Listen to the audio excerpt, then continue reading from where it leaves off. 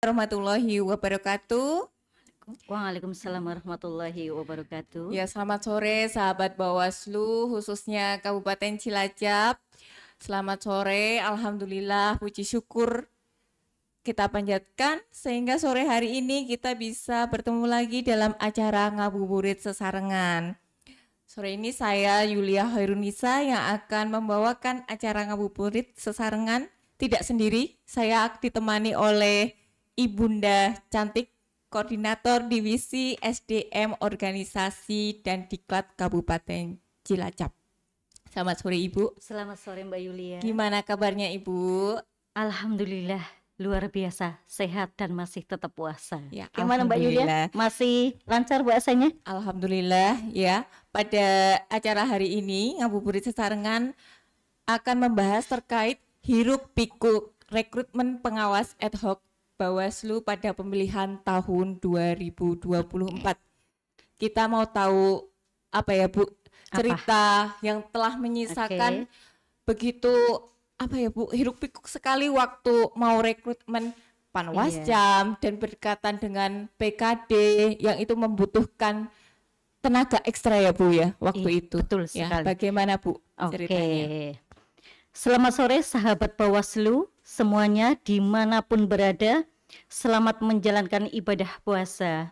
Perkenalkan, saya Nurianti dari Bawaslu Kabupaten Cilacap. Di sini saya sama Mbak Yulia katanya mau ngabuburit sekalian mau membahas hiruk pikuk rekrutmen pengawas ad hoc yang ada di Kabupaten Cilacap. Sebelum saya akan membahas lebih lanjut lagi terkait dengan rekrutmen pengawas badan ad hoc yang ada di Kabupaten Cilacap, sebelum masuk ke cerita itu kita harus paham dulu nih Mbak, apa sih itu badan ad hocnya Bawaslu? Itu di situ apa aja? Itu di situ tentu banyak banget mulai dari kecamatannya, dari kelurahannya maupun dari PTPS-nya. Karena di situ kita harus paham dulu apa sih itu terkait dengan badan ad hoc pemilihan serentak khususnya di tahun 2024 ini. Badan ad hoc di Bawaslu Kabupaten Cilacap adalah tim sementara yang dibentuk oleh Bawaslu untuk membantu mengawasi pemilihan pilkada serentak yang ada di Kabupaten Cilacap. Sahabat Bawaslu semuanya, di sini kita akan membahas terkait beberapa badan ad hoc yang ada di kecamatan. Itu namanya pengawas kecamatan, panitia pengawas kecamatan atau Panwaslu kecamatan, yang dimana di situ ada 3 orang. Jadi Panwaslu kecamatan itu membantu Bawaslu di tingkat kecamatan. Ada 3 orang. Untuk selanjutnya ada di desa, yaitu pengawas kelurahan atau desa, yang dimana setiap desa itu sejumlah 1 orang PKD atau pengawas kelurahan desa. Ada lagi nih Mbak Yulia, itu kan di kecamatan, di kelurahan. Ada lagi pada saat di TPS itu ada, kita juga membentuk badan ad hoc-nya Bawaslu, namanya pengawas tempat pemungutan suara atau PTPS, yang dimana mereka itu nanti untuk pengawasan di setiap TPS di kelurahan atau di kecamatannya masing-masing. Jadi badan ad hoc itu ada Panwasjam, ada PKD, ada PTPS, yang dimana masing-masing badan ad hoc itu pekerjaannya atau mulai bekerjanya itu tahapannya juga berbeda. Seperti itu. Ya. Terus tugas dan wewenangnya itu apa saja Bu? Karena kan tadi ada Panwasjam di tingkat kecamatan ya Bu, kemudian di tingkat kelurahan atau desa itu ada PKD, selanjutnya di tingkat TPS ada PTPS. Itu apa saja Bu tugas dan wewenangnya? Yang jelas tugas dan wewenang badan ad hoc yang ada di Bawaslu yaitu mengawasi tahapan pemilihan mulai dari pemutakhiran data pemilih, kampanye, distribusi logistik hingga perhitungan suara. Itu yang inti sekali. Terus selanjutnya yaitu mencegah atau menindak pelanggaran pemilu atau pemilihan seperti politik uang, terus kampanye di luar jadwal dan lain sebagainya. Yang selanjutnya melakukan koordinasi dengan pihak terkait seperti jajaran KPU yang ada di bawahnya nih. KPU kan juga ada jajaran di bawahnya. Kalau di kecamatan itu ada PPK, di desa itu ada KPPS, kalau di TPS itu ada KPPS. Nah, jadi mereka itu di masing-masing jajarannya itu harus koordinasi dengan sesama penyelenggara seperti itu, Mbak. Ya, berarti tugasnya cukup lumayan ya Bu menjadi pengawas itu. Nah, ini kan penasaran Bu, itu rekrutmennya itu kan kemarin juga hiruk pikuk ya, gimana Bu? Ceritanya waktu itu yang sempat panwascam kemudian belum selesai existing apalagi Bu itu ada pendaftar baru kemudian PKD itu bagaimana Bu? Kok kelihatannya hiruk pikuk nih? Iya, Mbak Yulia, luar biasa. Pada saat perekrutan badan ad hoc-nya Bawaslu untuk tingkat kecamatan atau panwascam itu kemarin kan ada 2 versi.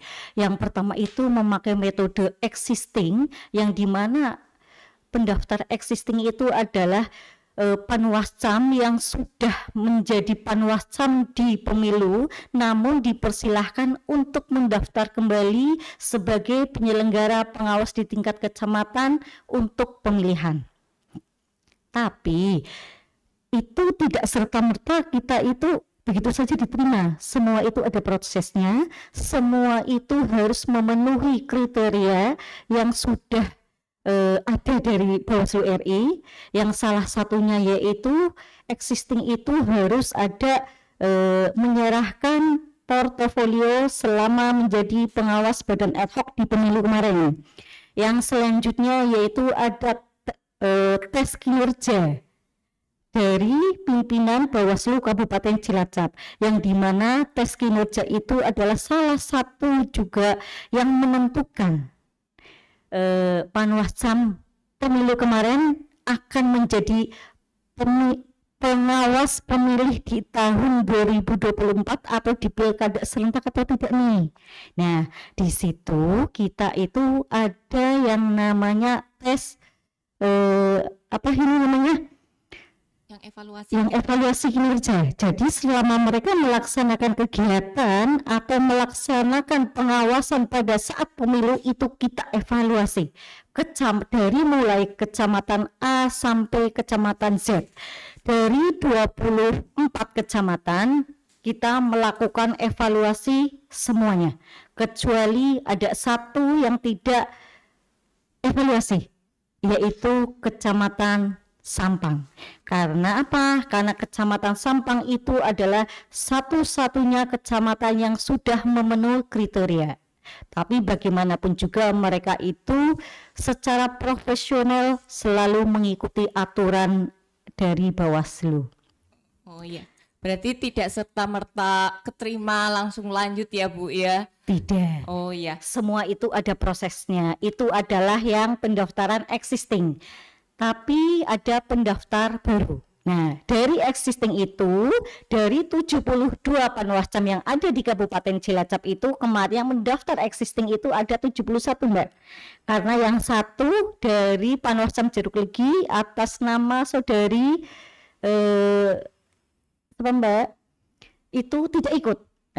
Tidak saya sebutkan namanya karena ini mungkin privasi. Oke, jadi ada salah satu panwascam perempuan dari Jeruk Legi tidak ikut.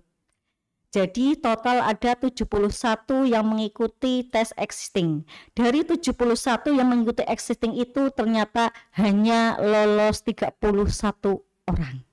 Jadi kebutuhan untuk Kabupaten Cilacap itu kan 72 nih Mbak, Iya, Bu. baru ada 31. Jadi Bawaslu itu membuka pendaftaran baru. Nah, Bagaimana Bu antusias pendaftar baru itu? Apakah sistem seleksinya itu bagaimana? oke. Pendaftar baru itu sekarang alhamdulillah sangat antusias sekali. Perlu sahabat Bawaslu ketahui dari rekrutmen, tentunya kan ada perbandingan nih antara pemilu kemarin sama pemilihan sekarang. Oke, kalau pendaftar pemilihan untuk Kabupaten Cilacap karena kita hanya butuh 72 Panwascam, sudah ada 31 nih, berarti kan sisanya masih 31. Masih ada 30 41. Iya, ada 41. Berarti kita itu membuka pendaftar baru itu kebutuhan kita hanya kurang 41. Berapa Mbak yang daftar kemarin? 247. Luar biasa Iya, ya. luar biasa. Dari yang kita butuhkan 41 orang, ternyata yang mendaftar itu 247. Laki-lakinya 113 dan perempuannya itu 63. Oke. Terus tantangannya gimana Bu itu terkait rekrutmen Panwascam sendiri? Oke, tantangannya itu sangat luar biasa Mbak, karena dari segi waktu yang beririsan dengan pengawasan di kamar sebelah, karena kita pun sudah melaksanakan pengawasan untuk pemilihan, sudah masuk tahapan pemilihan serentak, sedangkan kita pun juga harus merekrut badan ad hoc kita yang ada di bawahnya, dan itu pun berbarengan dengan perekrutan badan ad hoc yang ada di KPU. Jadi satu kita merekrut, dua kita juga harus pengawasan. Jadi begitu riwehnya, dan tantangan itu pasti ada Mbak, dari setiap tahapan, dari semua pendaftar, mulai dari Panwascam, PKD maupun PTPS. Yang pertama yang paling signifikan dan itu mesti terjadi di setiap tahunnya, yaitu salah satunya kelengkapan administrasi. Oke. Karena kita Bawaslu itu adalah pendaftar paling minimal itu adalah usia 25 tahun. Sedangkan yang mendaftar itu adalah kurang dari 25 tahun, kebanyakan itu 17 tahun ke atas yang mendaftar Mbak. Jadi otomatis itu kan menjadi kendala. Yang kedua, mereka itu tercatat dalam sipol, sedangkan mereka itu tidak tahu dan tidak pernah menjadi pengurus sipol. Begitu daftar di Bawaslu, dicek, barulah mereka tahu bahwa mereka itu terdaftar dalam sipol, seperti itu. Itu yang kedua. Yang ketiga, dari segi pendidikan Mbak. Oke, dari segi pendidikan itu minimal harus SMA. Sedangkan di Kabupaten Cilacap itu kan tidak semuanya itu wilayahnya itu kota. Ada yang kepulauan, ada pegunungan. Contohnya nih, yang susah sekali mendapatkan pendaftar yang lulus minimal SMA sederajat. Ada beberapa kecamatan, contohnya Kampung Laut, Cimanggu, terus Daya Luhur. Di wilayah itu memang benar-benar kalau sudah lulus SMA, ya mereka merantau. Jadi begitu minimnya lulus SMA di wilayah atau di daerah tersebut. Berarti memang dari segi daerahnya juga, wilayah geografisnya itu betul. juga mempengaruhi dari tantangan-tantangan itu sendiri ya Bu ya, selain betul pendidikan, selain apa ya tadi usia ya Bu ya, yang menjadi kendala itu semua. Kemudian kemarin untuk tata cara pendaftaran sendiri Bu, baik Panwascam, terus PKD sama PTPS itu bagaimana Bu? Oke, tata cara pendaftaran badan ad hoc yang ada di Bawaslu Cilacap itu memang langsung datang ke Sekretariat Bawaslu Kabupaten Cilacap atau via email Mbak. Jadi mereka benar-benar harus datang sendiri, mengantarkan berkas, langsung verifikasi, di situ nanti langsung ngisi manual di situ. Karena kita dari Bawaslu itu belum ada pendaftaran via online. Contoh kayak KPU tuh, itu kan KPU kalau pendaftaran itu melalui online toh. Pakai Siakba, kalau kebetulan kalau di Bawaslu itu belum ada. Jadi mereka benar-benar datang sendiri membawa kelengkapan berkas, dan real mereka datang jauh. Contoh bayangin dari Kampung Laut berapa jam itu datang ke Bawaslu, nyampe ke Bawaslu ternyata masuk sipol. Oke, jadi mereka pun harus kembali lagi mengurus itu lagi. Seperti itu kendalanya memang untuk wilayah-wilayah yang terjauh kayak gitu.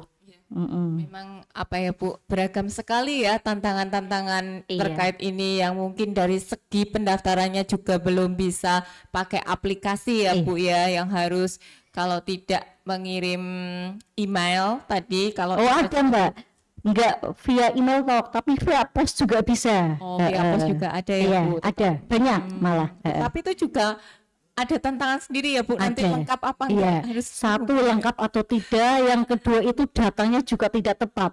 Kadangkala itu pendaftaran sudah mau ditutup, yang lewat pos itu belum datang berkasnya sampai ke Bawaslu. Coba bayangkan, sudah terlambat berkasnya ke Bawaslu, tidak memenuhi persyaratan, ya omong sakit toh. Iya sih Bu, ya memang begitu ya. Iya. Ternyata dari hiruk pikuknya bukan hanya dari segi lembaga Bawaslu, Iya. tetapi dari para peserta sendiri ya Bu yang akan mendaftar itu ya, pendaftar sendiri gitu. Ya, kemudian seberapa penting sih Bu adanya badan ad hoc sendiri? Badan ad hoc yang ada di bawahnya atau yang membantu Bawaslu Kabupaten Cilacap itu sangat penting, dan itu sangat membantu bagi kita dalam pengawasan baik dari di tingkat kecamatan, di tingkat kelurahan maupun ada di tingkat TPS, karena itu benar-benar sangat membantu Bawaslu Kabupaten Cilacap untuk pengawasan secara langsung seperti itu Mbak. Ya. Kemudian ada lagi ya Bu, ketika nanti segi pendaftar itu apakah semuanya tuh antusias atau dari semua daerah itu ada beberapa yang antusias gitu Bu?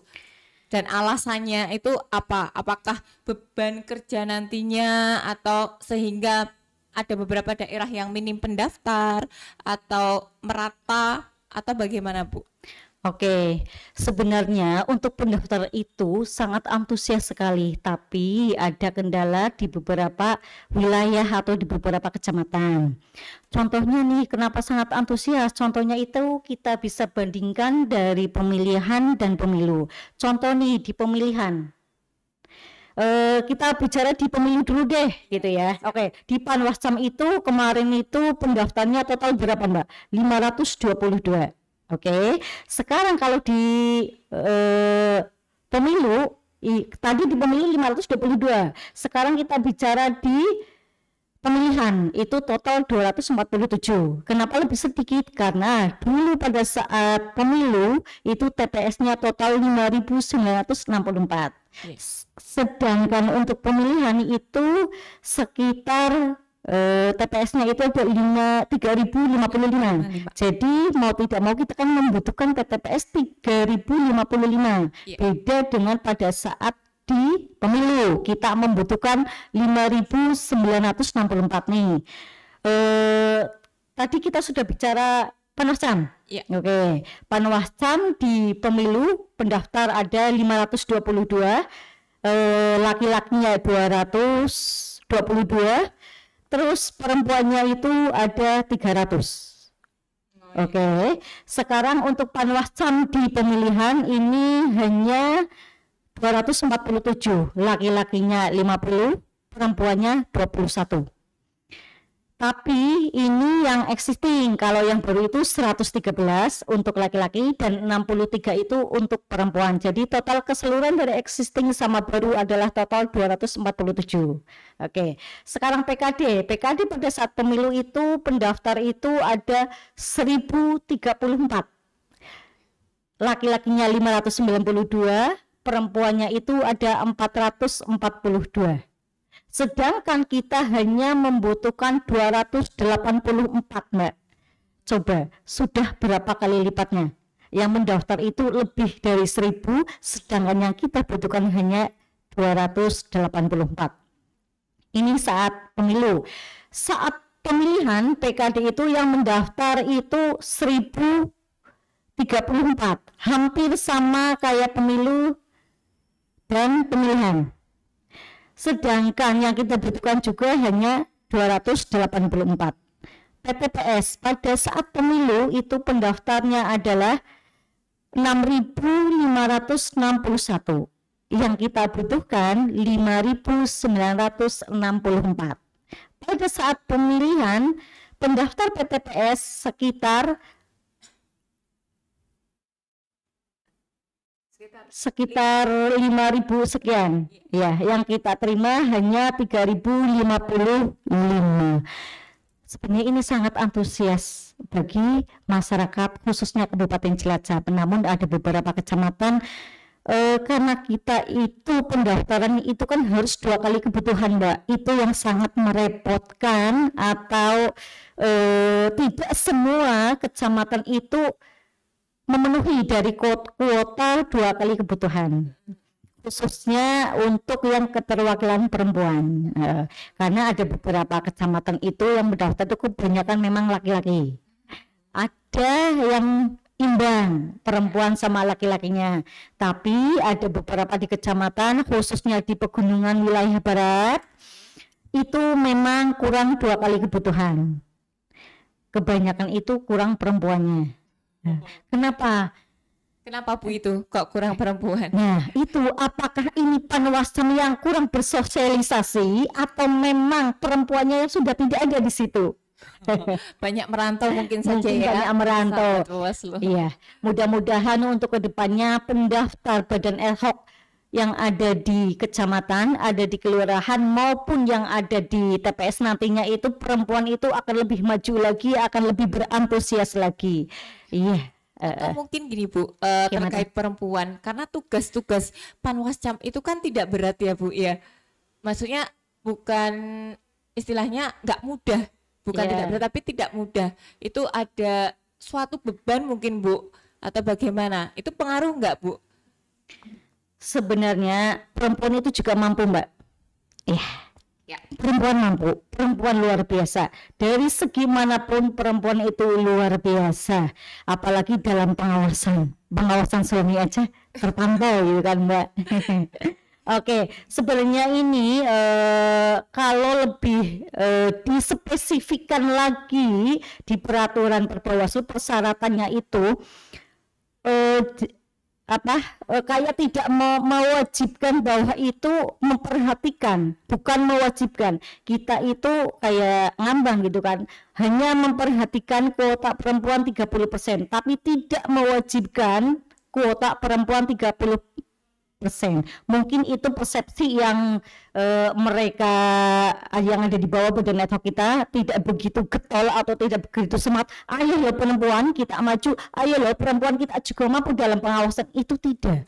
Ya mudah-mudahan nanti dalam perekrutan mendatang perempuan-perempuan Cilacap maju jadi pengawas gitu, Mbak. Iya Bu, ayo kita mendaftar ya. Iya. Ya, kan tadi udah banyak cerita nih Bu, yang dari tantangan, dari Panwascam, terus pendaftaran, ada existing, ada pendaftar baru, selanjutnya PTPS, yang memang setiap tahapan pemilu atau pemilihan itu selalu kurang ya Bu ya. Iya. Nah tentunya di sini kan ada evaluasi nih Bu dari rekrutmen pemilihan serentak tahun 2024.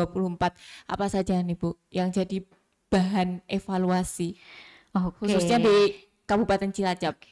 Terima kasih Mbak Yulia, ini benar-benar evaluasi yang harus kita laksanakan, yang benar-benar ini harapan kita nantinya ke depannya, bahwa evaluasi dari perekrutan pemilihan serentak di tahun 2024 ini akan menjadi evaluasi yang akan terlaksana untuk ke depannya, yang lebih atau mendapatkan Panwas CAM, PKD maupun PTPS yang lebih berkualitas dan mampu bekerja secara integritas sehingga itu menghasilkan demokrasi yang terpercaya gitu. Yang jelas gini, yang pertama itu adalah secara syarat administrasi yang lebih tegas lagi, seperti batasan usia. Itu kemarin itu kan disebutkan batas usia itu minimal 25 tahun. Iya. Nah, tapi sebelum perpanjangan, Siap. setelah perpanjangan itu diubah lagi boleh 17 tahun jika memang benar-benar tidak ada yang usia 25 tahun. Jadi nih kan kendalanya gini, oh besok itu masih ada perpanjangan. Di perpanjangan itu diperbolehkan usia minimal 17 tahun. Jadi kendalanya itu di situ. Kenapa tidak dari awal saja nih? Pendaftaran minimal itu 17 tahun. Langsung gitu ya? Langsung. Seperti kamar sebelah. Kamar sebelah gitu kan langsung. Tuh gitu kan. Ya. Kalau kita itu kayak terlalu gimana ya, Mbak? Ya mungkin mengantisipasi Iya. 25 tahun itu apa ya Bu, dimungkinkan sudah matang gitu Betul ya. sekali. Ya, tetapi ternyata kendala di lapangan itu yang Tidak semua wilayah. Iya, Iya. 25 tahun tuh mungkin sudah banyak yang merantau gitu ya Bu. Iya. Ya, terus ada lagi kan Bu, evaluasi yang Ya, lainnya. yang jelas satu dari segi usia itu, yang kedua itu dari rekrutmen atau timeline-nya itu yang sangat mepet, ya, sangat mepet atau beririsan dengan pembentukan badan ad hoc dan pengawasan tahapan yang sudah berjalan. Di satu sisi kita harus merekrut, di sisi lain kita juga harus pengawasan. Karena memang pemilu sama pemilihan itu beririsan waktunya begitu cepat. Jadi kita itu benar-benar harus lari sesuai dengan tahapan. Sedangkan kita itu masih belum pada saat itu ya Mbak, kita harus membentuk PKD. Ya langsung Oke. waktu itu saya Sedangkan Panwascam itu belum pelantikan Mbak. Coba bayangkan. SDM Bawaslu Kabupaten Cilacap sendiri minim ya Bu ya. SDM Bawaslu Kabupaten Cilacap itu minim sekali. Jadi alhamdulillah staf semua jajaran yang ada di kantor Bawaslu sangat membantu sekali pada saat perekrutan di pemilu maupun di pemilihan ini. Saya apresiasi sekali sama mereka Mbak Yulia, terutama pada staf-staf SDM-nya yang just luar biasa. Karena mereka itu benar-benar harus bekerja keras dari mulai pengawasan tahapan maupun perekrutan yang begitu banyak, dari mulai Panwascam, PKD maupun PTPS, kayak seperti itu Mbak. Itu dari segi timeline ya Mbak. Oke, yang selanjutnya dari latar belakang pendidikan nih. Siap. Ya memang kalau Bawaslu itu merekrut itu kan minimal usia SMA sederajat nih. Ya, Oke, pendidikan ya, Bu. pendidikannya. Tapi lagi-lagi itu di beberapa wilayah atau di kecamatan itu memang ada banyak yang tidak lulus SMA atau SMA sederajat, walaupun itu sudah diwajibkan sekolah 9 tahun oleh pemerintah ya Mbak. Siap. Oke, harusnya itu kan sudah lulus SMA semua. Tapi kebanyakan kalau yang lulus SMA atau sederajat itu sudah pada merantau atau cari kerja, ada yang di Jakarta, ada yang di luar negeri. Nah, sisanya itu kan masih sekolah nih atau masih usia 18, 19, 20 seperti itu. Itu sih kendalanya kayak gitu Mbak, dari segi administrasi, terus dari rekrutmen, dari latar belakang pendidikan, terus dari regulasi yang kurang berpihak kepada perempuan itu tadi Mbak, salah satunya. Mungkin nantinya ke depannya itu untuk lebih ditegaskan lagi bahwa kita itu bukan memperhatikan 30% keterwakilan perempuan, tapi memang perempuan itu bukan hanya diperhatikan, tapi memang benar-benar diprioritaskan gitu. Oh iya, mantap ya Bu ya. Ya, menarik sekali ya pembahasan sore hari ini bersama Bu Nuryanti SPDI selaku Kordiv SDMO dan Diklat Bawaslu Kabupaten Cilacap. Ya, tadi banyak banget ya yang sudah didapat dari pembahasan kali ini. Kemudian terakhir nih Bu, Iya, kita closing statement dari Bu Nur, bagaimana tips trik biar besok tuh banyak yang pendaftar ataupun yang mendaftar biar keterima gitu loh Bu. Kemarin mungkin ada yang mendaftar terus ternyata belum beruntung bisa bergabung, siapa tahu di tahun 2028-2029 ya Bu ya, itu ada pendaftaran baik nanti pemilu atau pemilihan bisa bergabung mengawal demokrasi. Monggo Bu untuk closing statementnya. Sahabat Bawaslu dimanapun berada, yang jelas pada saat perekrutan badan ad hoc kedepannya akan lebih tertata lagi. Dari semua persyaratan sudah terpenuhi. Untuk selanjutnya dari pengalaman mereka sendiri, mereka itu kan kemarin sudah berpengalaman baik itu menjadi Panwascam, baik itu jadi PKD maupun jadi PTPS. Itu salah satunya nanti untuk bekal mereka untuk mendaftar kayak gitu ya. Yang kedua mungkin mereka juga harus memahami wilayah. Jadi sebagai pengawas mereka juga harus memahami kewilayahannya mereka sendiri, diutamakan wilayahnya sendiri. Selanjutnya itu harus lebih berkoordinasi dengan orang-orang yang ada di wilayahnya, contohnya dengan camatnya, dengan polresnya, atau dengan Forkompindanya yang Forkompincam, Forkompinda itu mereka juga harus selalu berkomunikasi dan koordinasi Stakeholder ya, dengan Bu, ya. stakeholder yang ada di wilayahnya mereka masing-masing, seperti itu.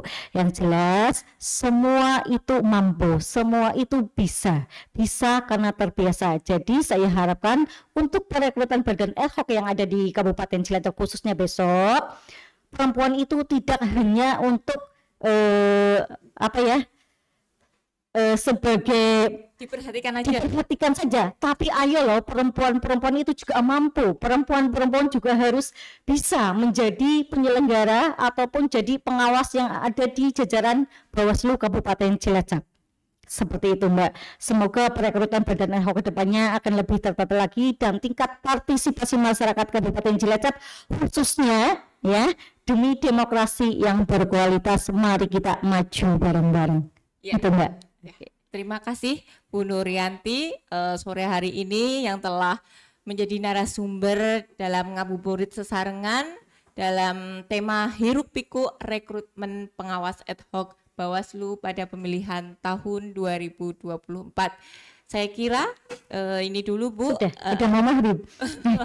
Ya, karena sudah mau maghrib. Paling masih asik sekali loh ya, Mbak. Iya, masih banyak yang mau dibahas gitu ya Bu Nur. Cita-cita dengan teman-teman Panwascam kemarin, PKD kemarin, sama gini Mbak, saya ingin mengucapkan terima kasih sekali dan apresiasi yang luar biasa untuk badan ad hoc di pemilu maupun di pemilihan kemarin di tahun 2024. Kalian luar biasa, kalian membantu sekali Bawaslu Kabupaten Cilacap dalam pengawasan, baik itu di Panwascamnya, di kelurahannya maupun di TPS-nya. Terima kasih.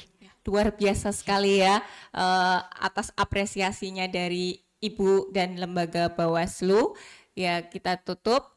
Terima kasih Bu dan sahabat Bawaslu ya. Terima kasih. Wassalamualaikum warahmatullahi wabarakatuh. Kok Ibu kelal?